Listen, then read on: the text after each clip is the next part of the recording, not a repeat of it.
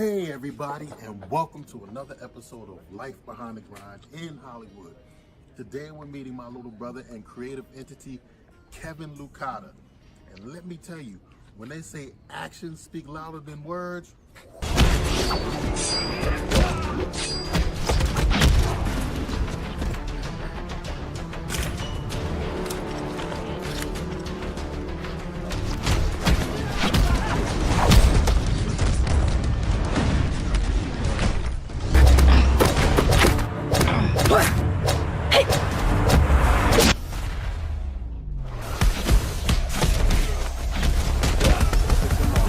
with me. Now, I'm a very busy man, and as a businessman, I take it as a sign of disrespect when the buyer tries to renegotiate the price during a deal.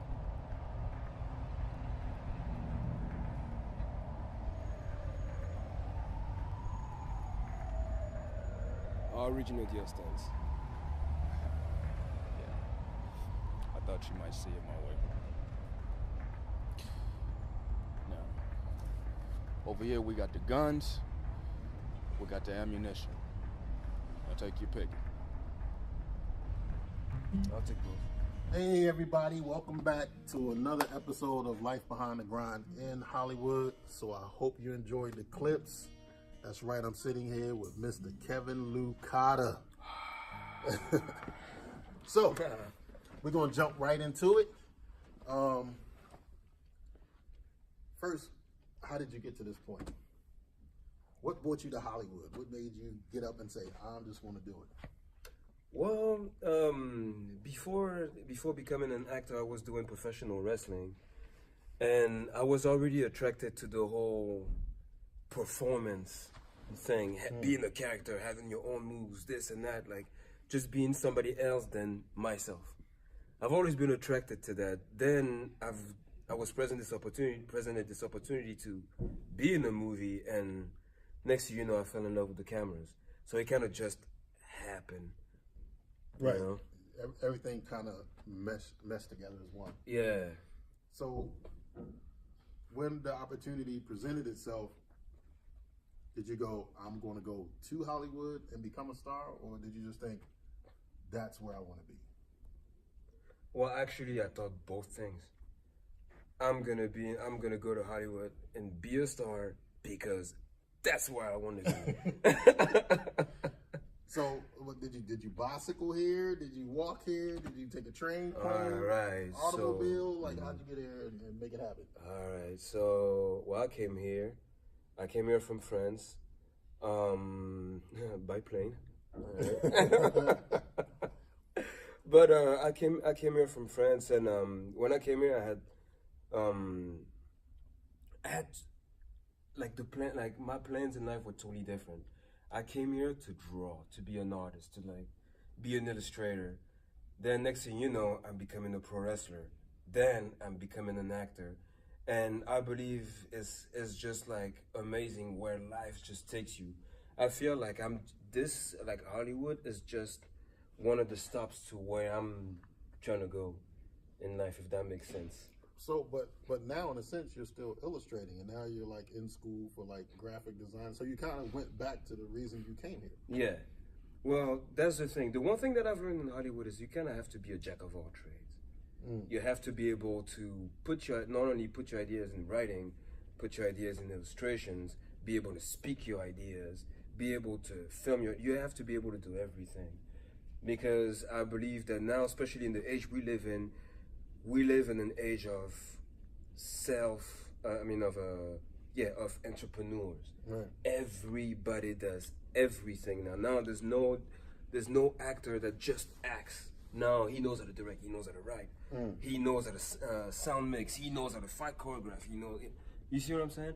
So now me going back to graphic design, going back to the reason why I came here in the first place, is one of the other means to actually push my creativity out there. If that makes sense. It makes a lot of sense. All right. So, for you, what was the grind for you in Hollywood?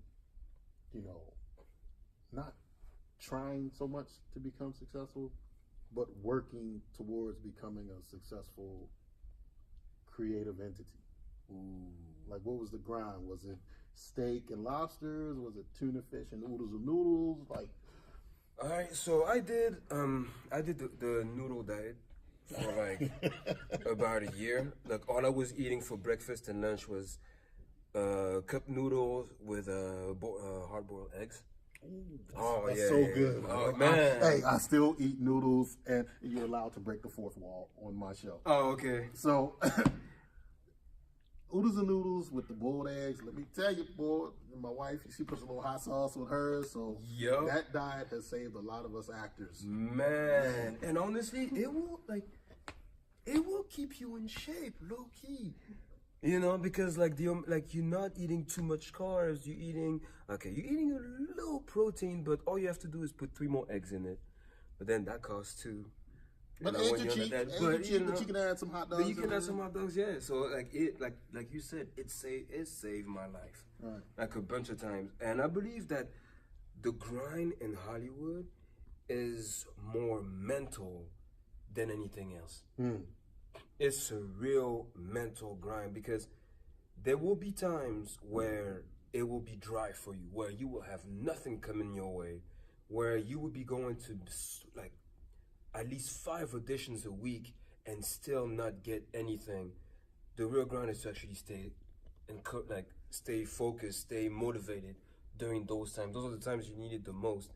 I'm not gonna lie, there's been times where nothing was coming my way and I'm over here wondering like, wait, did I choose the right path? Am I doing the right thing?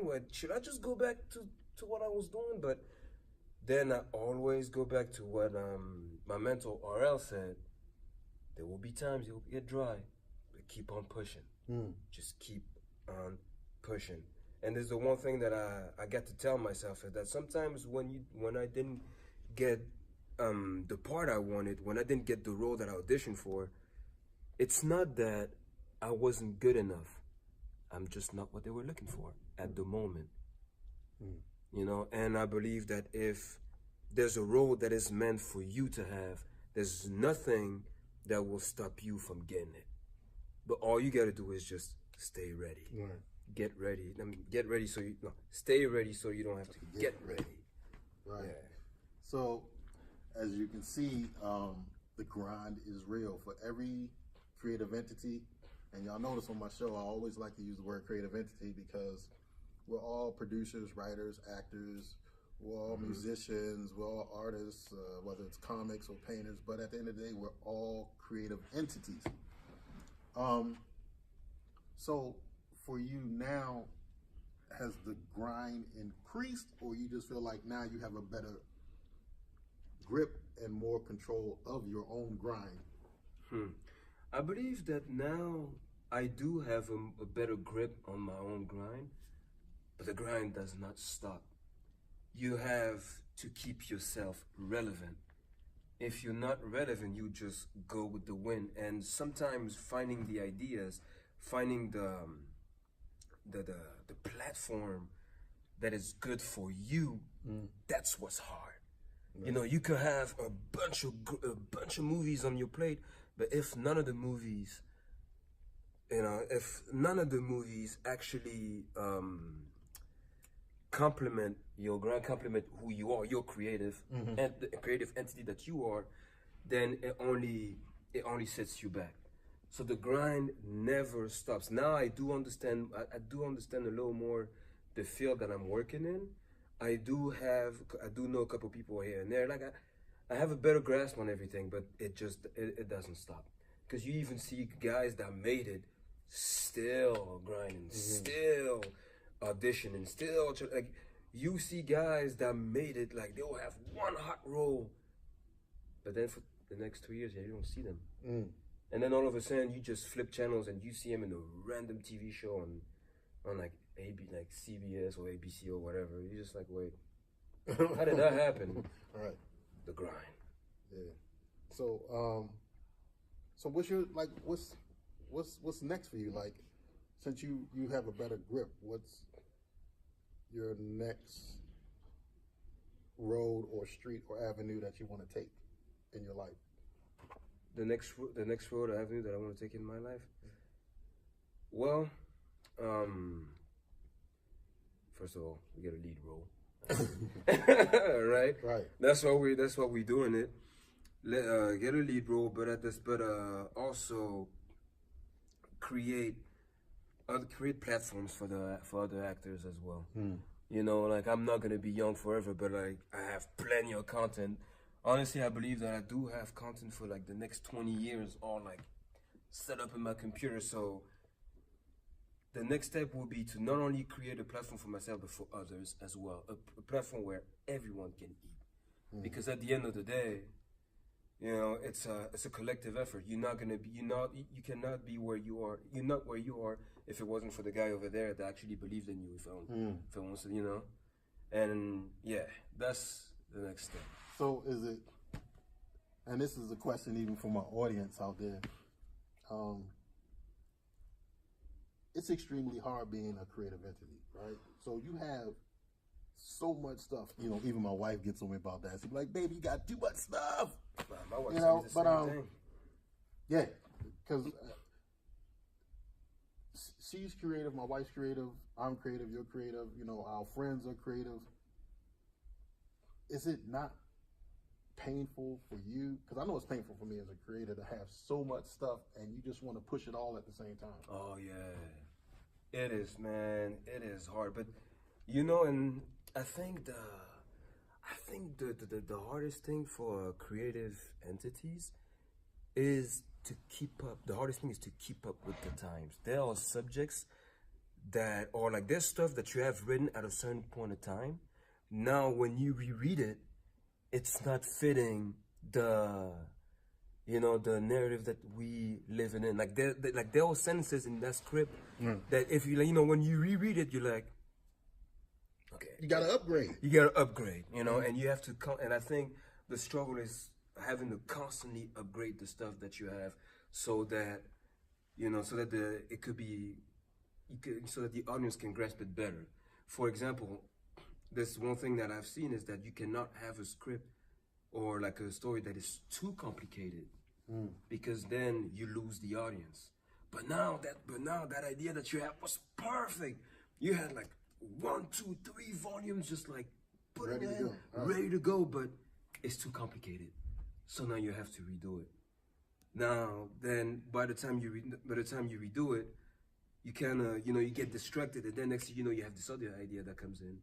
Then you start developing it, and then once you develop, you hit that block, and then you have another idea coming in. It's like y'all see the pain on his face and all that creativity. He's like, damn it, that was perfect script for like 1997. Now it's no good. No, it's no good.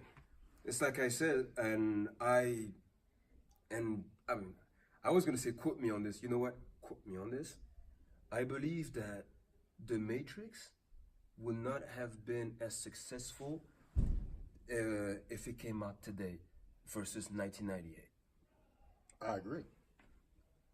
It's a great movie. Lots of content. Like, it's to this day when you watch it, you still learn new things about it. But that's not a movie that would have done great today. It's too complicated. I think not that it's only too complicated. I just think, like you just said, like he just explained to us, Matrix was created at the time that was necessary and needed for the time and era that we lived in at that moment. Mm-hmm. Yeah. So the Matrix was meant for that moment, but it was meant to let us know that this is happening and will continue to happen years. So that's why every time you watch The Matrix, you start to realize, whoa, stuff in today's time, Matrix is speaking to that. Yep. But it always has. It was meant to speak for here and beyond. Mm-hmm. Right? Yeah. Right? You look at the world and you go, wow, the world really is one big matrix and we're plugged in. Mm-hmm. It is. It is, and that's what I'm saying. And like when it comes to creativity, like you have to be able to make the audience relate to whatever story you want to put out there. You have to be able to not only catch the audience's attention, but keep it. But now that's the hard thing because our attention span is so short. You know, you can express everything you want. You can't just put everything you have inside out because people might not know how to take it. And plus, we're in such a emotionally driven generation where anything and everything can trigger you.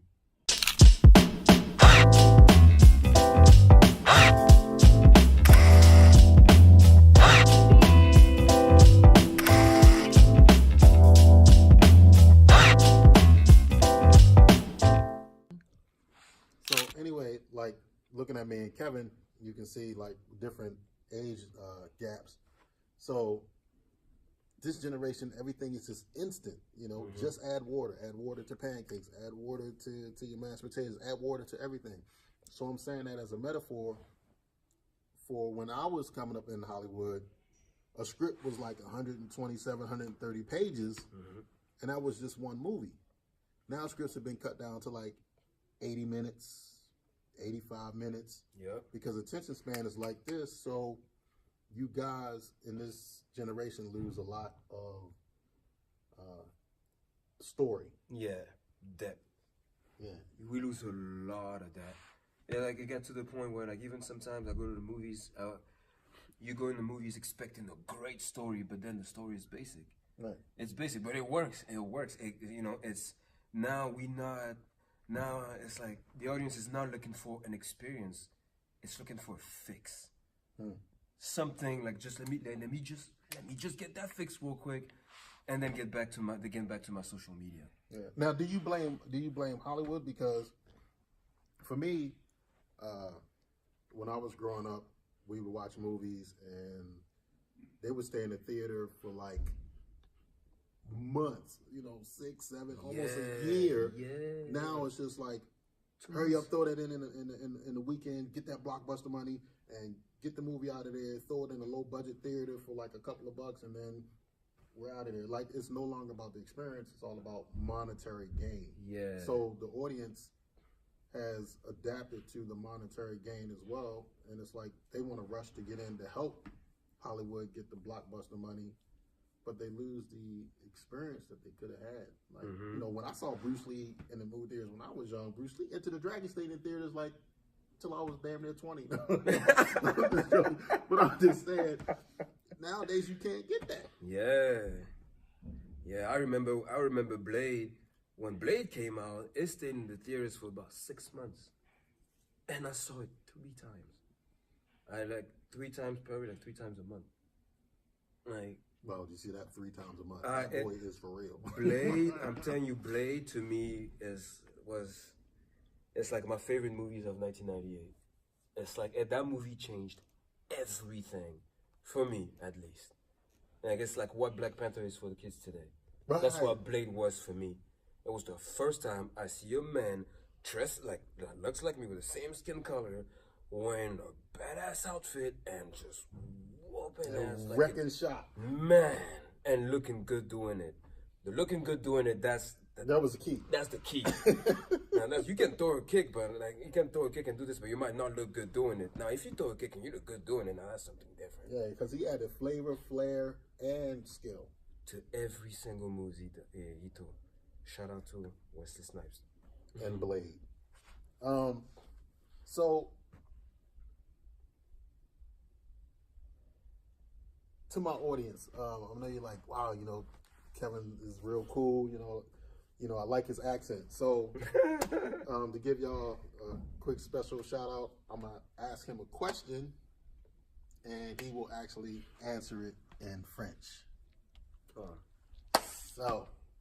And those who speak French will understand what he's saying. Me, I will go Google it, translate it, and put it through everything I need to find out what the hell he just said, and download the app, and then answer him. No, I'm just joking. So, for your inspiration, as far as becoming who you are now as a creative entity in Hollywood, who do you hold responsible for that? Who do I hold responsible for my for me being a creative entity in Hollywood. Yeah, becoming who you are today. Like, who do you give credit to for helping you get to that, to where you are right now? Okay, and growing. Okay, I'm gonna have to answer this one in English because the person. You can do it in English and French. All right, the one person that I really hold responsible for my creative growth is my mentor, R.L. Scott. If it wasn't for him, one, I don't think I would have taken the steps to learn martial arts. I always had an interest in martial arts, but he was the one that introduced martial arts into my life.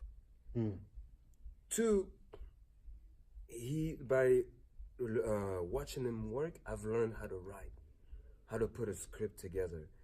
Three, honestly, he taught me so much as far as like my creative experience is, that like I am forever thankful for what he's done to me. Like, that's somebody that, like, shout out to Mr. R.L. Scott. And yeah, that's the person that I really hold responsible for the man I've became, at least in the creativity standpoint. Even as a man, like, he taught me how to be patient. And he's like, yeah, he's like a father figure to me, to be honest with you. Awesome. Yeah. So, now en français, la personne que je dois vraiment remercier pour m'avoir appris tout ce que j'ai appris aujourd'hui, c'est R.L. Scott. Vraiment, il m'a appris comment écrire, les arts martiaux, comment transmettre ta vision martiale sur grand écran. Et vraiment, je suis super reconnaissant et ouais, c'est vraiment R.L. Scott. Voilà. The boy is awesome. I'm telling you, he's gonna be the next boy. He's gonna be killing it. I'm looking forward to see Lukata take over the screen. He's gonna be something for this generation and the new generations to come. And hopefully, he will be a young dreamer's blade. You know. Amen. So, man. Thank you, everybody, for joining us here at Life Behind the Grind in Hollywood. Hey, where can they find you? Oh, you can find me on Facebook, Kevin Lukata, and you can find me on Instagram as Tigre Belge. Tigrebelge. It means Belgian tiger. I was going to say it means Belgian tiger in French. I love it. So, once again, thank Lukata for coming out and sharing his experience with us. Like I said, I never leave the episode without introducing my lovely wife. So come on, babe. Get in here between this. She's about to break the camera. She's holding it so tight. This way. Anyway, I can't see. Anyway, shout out from Life Behind the Grind. See you on the next episode of Life Behind the Grind in Hollywood. And peace.